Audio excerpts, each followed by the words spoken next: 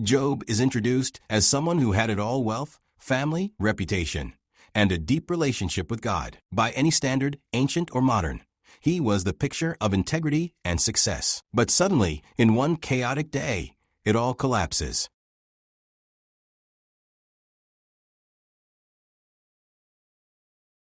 One messenger after another delivers wave after wave of tragedy. His wealth is stolen.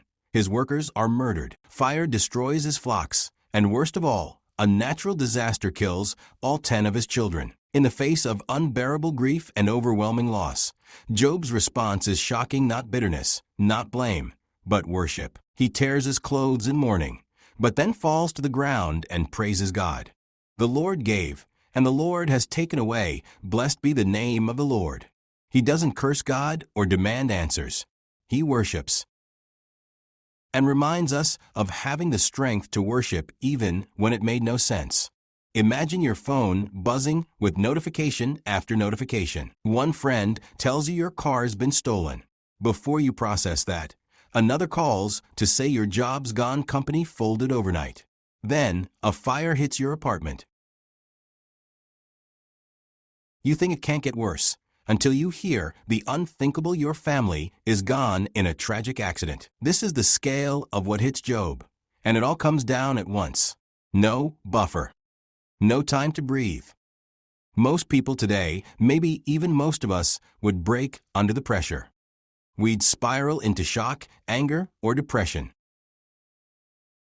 Some might lash out at God, questioning His goodness or even His existence. But Job does something almost unimaginable. He worships. That doesn't mean he was numb or fake. Job tore his clothes and shaved his head.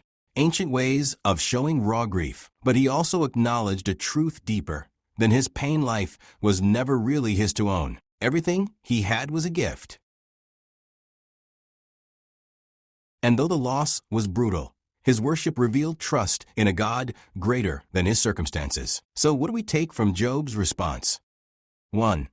True faith isn't proven in comfort, but in crisis. Anyone can say they believe in God when life is good. But when life falls apart, that's when real faith is revealed. Job didn't lose faith in God because his circumstances changed. His relationship with God wasn't based on the blessings, but on trust. 2. Worship is deeper than emotion, it's a decision. Job didn't feel good. He was in shock and pain. But he chose to worship.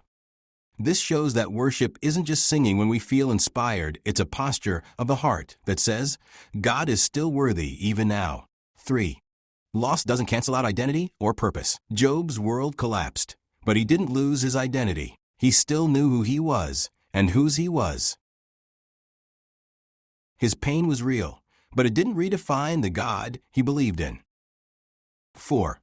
It's okay to grieve deeply, but don't let go of the anchor. Mourning, pain, and emotional struggle are all valid. Job didn't pretend to be okay. But even in his lowest moment, he held onto God like an anchor in a storm. Final thought for reflection. If Job could still bless God after that kind of day, what does that say to us when things fall apart in our world? Maybe the strength to stand doesn't come from being emotionally unbreakable, but from being spiritually rooted. Would you still call God good if everything you loved was taken away? That's not just a theological question, that's a heart question. And it's the one Job answered with his tears and his worship.